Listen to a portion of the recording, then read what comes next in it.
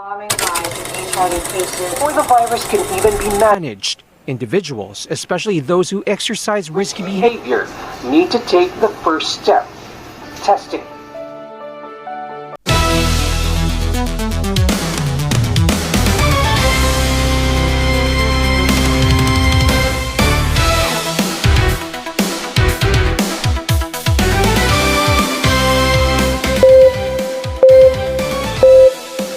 Magandang gabi mga kababayan. You are watching Global News Report, ang programang naghatid ng mga balitang mahalagang malaman ng bawat Pilipino dito man o sa iba't ibang panig ng mundo. Ako si Cervantes. At ako naman si Agisando. Ngayong gabi tatalakayin natin ang isa sa pinakamabigat at malaking issue sa kalusugan ng HIV at AIDS. Mahigit 4 na dekada na itong hamon at kinakaharap na issue sa buong mundo. Ngunit hanggang ngayon ay patuloy pa rin itong kumakalat, lumalaki at nakakaapekto sa milyon-milyong buhay sa buong bansa. At sa kabila ng pag-unlad ng medisina at awareness campaigns, nananatili itong seryosong usapin lalo na dito sa Pilipinas, na isa ngayon sa may fastest growing HIV epidemic sa Asia-Pacific region.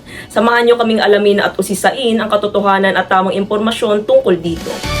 Kaya ngayong gabi, samahan niyo kami alamin kung paano ito nagsimula, kung ano ang mga sintomas nito at paraan ng pag-iwas o prevention treatments, at tamang impormasyon tungkol sa global situation ng HIV at AIDS sa buong panig ng mundo. Simulan natin ang ating special coverage sa kalagayan ng HIV or AIDS sa buong mundo. Ito ang unang ulat, narito si Hannah Jean Heromo, naghahatid ng balita.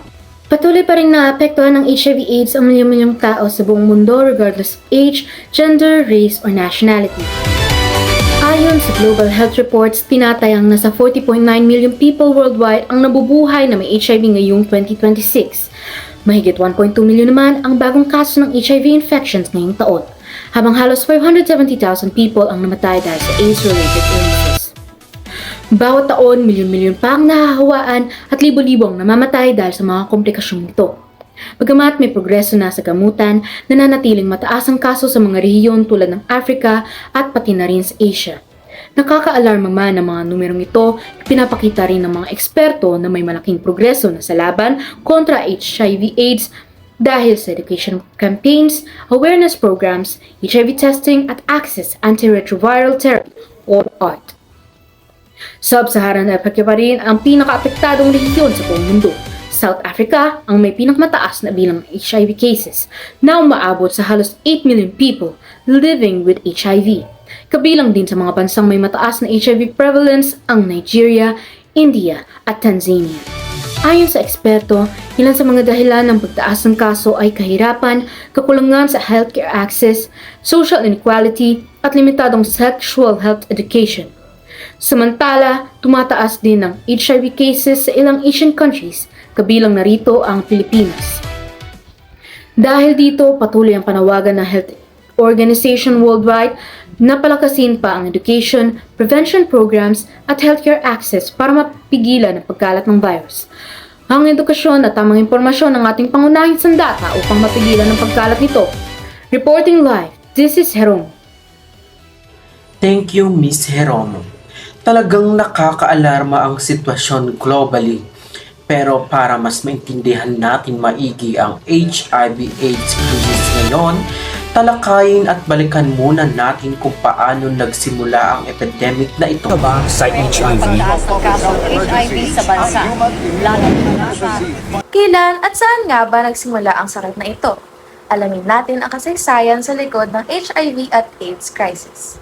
Unang nakilala ang HIV or AIDS epidemic noong 1981 sa United States matapos mapansin ng mga doktor ang kakaibang infections at cancers sa ilang young men. Noong panahon na iyon, mabilis na kumalat ang takot at panic dahil halos walang impormasyon tungkol sa sakit.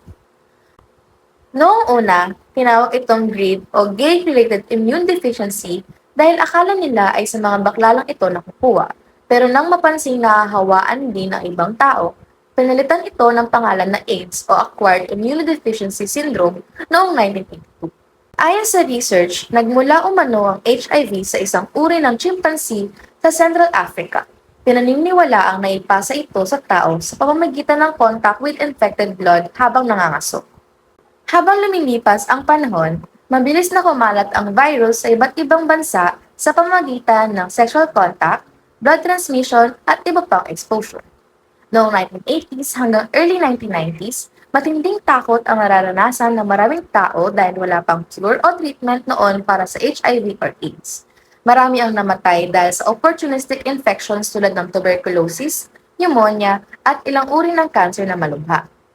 Ngunit noong mid-1990s, nagkaroon ng malaking breakthrough sa HIV treatment sa pamamagitan ng antiretroviral therapy o ART. Dahil dito, mas kontrolado ang virus at nabigyan ng pagkakataong mabuhay ng mas matagal at mas healthy ang mga taong may HIV disease. Ngayon, itinuturing na ng experts na manageable chronic condition ang HIV kapag maagang natukoy at nagamot ng tama. Reporting for Global News Network, I'm Rosella. Thank you, Rosella. Hanggang ngayon, marami pa rin ang nalilito sa pagkakaiba ng HIV at AIDS. Para mas malinaw itong maipaliwanag, narito si Sing Sonali. Upang mas maprotektahan ang ating sariling, mahalagang lubos nating maintindihan kung ano nga ba ang HIV at AIDS. Ayon sa medical experts, magkaiba ang HIV at AIDS. Ang HIV ay isang virus na umaatake at nagpapahina sa immune system ng katawan, lalo na sa CD4 cells o tinatawag na T helper cells. Tumutulong ito laban sa infections at disease. Samantala naman, ang AIDS ay tinatawag na acquired immune deficiency syndrome ay ang pinaka-advanced stage ng HIV infection. Dito sobrang hihina ang immune system at kaya nagiging vulnerable ang katawan natin sa mga life-threatening disease ng isang tao. Pinibigyan din ng experts na hindi lahat ng may HIV ay nagkakaroon ng AIDS sa pamamagitan ng early testing, regular monitoring at consistent treatment para maiwasan ang progress ng HIV into AIDS. Meron ding dalawang pangunahing uri ang HIV, ang HIV-1, ang pinakakaraniwan at responsable sa karamihan ng HIV case worldwide kabilang na ang Pilipinas. Ang pangalawa naman ang HIV-2, ito naman ay mas bihira at kadalasang matatagpuan sa West African countries. Patuloy naming hinihikayat ng health expert ang public na maging informed upang maiwasan ang misinformation stigma tungkol sa HIV at AIDS.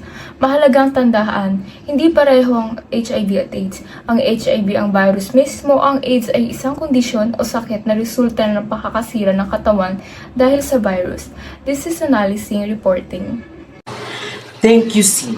Isa sa pinakamahalagang paraan para maiwasan ang HIV ay ang tamang kaalaman kung paano ito naipapasa at kung paano ito hindi naipapasa sa tao.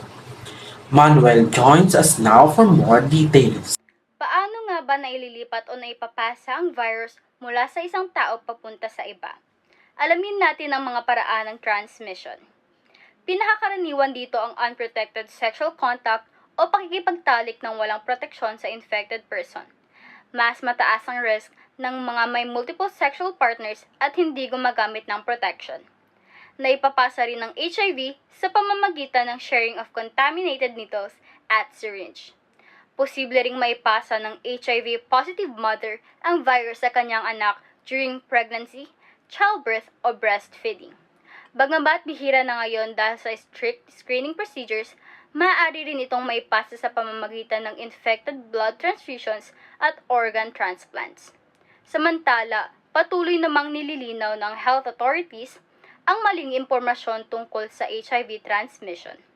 Hindi na ipapasa ang HIV sa pamamagitan ng pagyakap, pakikipagkamay, sharing food, paggamit ng public toilets, pag-ubo, pagbahing, swimming pools o kagat ng lamok. Ayon sa experts, mahalaga ang tamang impormasyon upang mabawasan ang stigma at diskriminasyon laban sa people living with HIV. Paalala at mythbusters, mahalagang malaman na hindi makukuhang HIV sa simpleng pakikipagkamay, yakap o halik, paggamit ng iisang kubyertos o plato, kagat ng lamok o insekto, hangin, tubig o laway, kaya hindi dapat matakot o iwasan ang mga taong may HIV. Reporting live, I am Rain Manuel. Thank you, Manuel. Dahil minsan ay walang agarang sintomas ang HIV, maraming tao ang hindi agad nalalaman na infected sila. Narito ang report ni Del Rosario. Nagkakaiba-iba ba ang symptoms ng HIV depende sa stage ng infections? Sa early stage o acute HIV infection, maaaring makaranas ng flu-like symptoms sa loob ng 2 hanggang 4 na linggo matapos ma-expose sa virus. Kabilang dito ang fever, headache, sore throat, swollen lymph nodes, muscle pain, skin rash at fatigue. Ngunit ayon sa expert, may mga infected individuals na walang symptoms kaya hindi nila alam na may HIV sila. Sa chronic HIV infection stage, patuloy na sinisira ng virus ang immune system kahit walang visible symptoms. Kapag ito ay napabayaan at hindi nagamot, unti-unting hihina ang katawan hanggang sa maging AIDS na. Dito ay madalas na ang pagtatae, pagbaba ng timbang, matinding fatigue, at madaling dakuan ng malubhang sakit. Maaaring magkaroon ng serious illness tulad ng tuberculosis, pneumonia, at certain cancers. Patuloy namang hinihingkayat ng health expert ang publiko na magpa-test regularly para sa early diagnosis at proper treatment. Bakit nga ba kailangan magpa-test? Huwag matakot sumailalim sa HIV testing. Sa ngayon, mayroon ng rapid test na sa loob lamang ng ilang minuto ay malalaman na agad ang resulta. Marami na ring health centers at clinics na nag-aalok ng libre at confidential na serbisyo. Kapag nalaman ng maaga, mas madali itong mapipigilan at magagamot. Tandaan, know your status ay paraan din para maprotektahan ang sarili at ang pamilya. For Global News Network, I'm Del Rosario. Maraming salamat, Del Rosario. Habang wala pang permanenteng cure para sa HIV, may mga paraan naman upang ito maiwasan at makontrol. Narito si Matt Cuartero para sa ulat. Bagamat seryoso ang sakit na ito, may mga paraan naman upang tayo'y makaiwas at magamot. Alamin natin ang mga dapat gawin. Ayon sa experts, isang pinakamabisang laban sa HIV ay prevention. Kabilang dito ang laging paggamit ng kondom ng tama tuwing makikipagtalik. Ito ang pinakamabisang paraan para hindi mahawa o makahawa ng virus. Mahalaga rin ang HIV education at awareness upang maintindihan ng publiko kung paano maiiwasan ang virus. Hinihikayat din ang regular testing lalo na sa sexually active individuals. Mahigpit ding pinapaalala na huwag i-share ang needles, syringe at sharp objects. Samantalang ang PEP o post-exposure prophylaxis ay emergency treatment na iniinom sa loob ng 72 hours matapos ma-expose sa HIV. Bagamat wala pang permanent cure ang HIV, maaari naman itong makontrol sa pagmamagitan ng antiretroviral therapy o ART. Ito ang tawag sa gamutan. Ito ay kombinasyon ng mga gamot na ininom araw-araw. Ano ang nagagawa nito? Pinipigilan nito dumami ang virus sa katawan. Pinapalakas nito ang immune system para lumaban sa sakit. Kapag tama ang inom, nagiging undetectable o halos wala nang makitang virus sa dugo. Ayon sa doktor, ang mga taong may consistent treatment at maaaring mabuhay ng mahaba, healthy at productive. Reporting live, I'm Matt Cuartero. Salamat, Matt. Ngayon naman ating tutukan ang lumalalang sitwasyon ng HIV or AIDS dito mismo sa Pilipinas. Narito ang ulat ni Salvacion. Patuloy na tumataas ang HIV cases sa Pilipinas, dahilan upang maging isa ito sa fastest growing HIV epidemic sa Asia. Ayon sa Department of Health, karamihan sa mga bagong kaso ay mula adolescents to young adults. Mahigit 5,000 bagong HIV cases ang naitala mula Hulyo hanggang Setyembre ng 2025 lamang. Kabilang dito ang maraming individuals below 18 years old. Metro Manila, Central Luzon, Calabarzon, Cebu at Davao ang ilan sa mga relihiyong may pinakamataas na kaso ng HIV cases. Ayon sa mga eksperto, ilan sa dahilan sa pagtaas ng kaso ay kakulangan sa komprehensibong sex education, stigma, fear for HIV testing at poor awareness tungkol sa safe sexual practices. Patuloy naman ang awareness campaigns, free HIV testings, counseling services, at treatment programs ng pamahalaan sa iba't ibang health organizations. This is Salvacion reporting. Salamat, Salvasyon. Maraming salamat. Sa physical health, malaki rin ang tulong ng HIV/AIDS sa emotional, social, at economic well-being ng isang tao. Narito ang ating huling ulat mula kay Manny Plumon. Social impact and global response, talakayin natin yan. Hindi lamang physical health ang naapektuhan ng HIV at AIDS, kundi pati emosyonal, social at economic well-being ng isang tao. At dahil sa pandaigdigang problemang ito, nagkakaisa ang buong mundo para labanan ng sakit na ito. Maraming individuals living with HIV ang nakakaranas ng diskriminasyon, bullying, rejection at social isolation dahil sa maling paniniwala tungkol sa sakit. Diskriminasyon ang isa sa pinakamalaking problema ay maling akala ng marami. Dahil sa takot at kamangmangan, marami ang natatakot lumapit, humiwalay o nananakit na may taong may HIV. Dahil dito nawawalan sila ng trabaho, iniiwasan ng pamilya at nawawalan ng tiwala sa sarili. Edukasyon at kaalaman, dahil sa hiya, marami ang takot magpatest o magpakonsulta.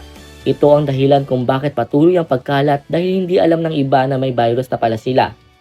Maaari rin ito magdulot ng anxiety, depression, stress at emotional trauma. Dagdag pa rito, naging mabigat ang financial burden dahil sa healthcare expenses sa treatment. Patuloy namang nagtutulungan ang government at international organization tulad ng WHO at ang AIDS upang palakasin ang HIV awareness campaigns, free testing treatment access at research program. Ayon sa eksperto, mahalaga ang edukasyon, compassion at community support upang tuluyang makontrol ang HIV at AIDS epidemic. Reporting live, ay Manny Flor Jeremy. HIV/AIDS remain of the world's biggest public health concern.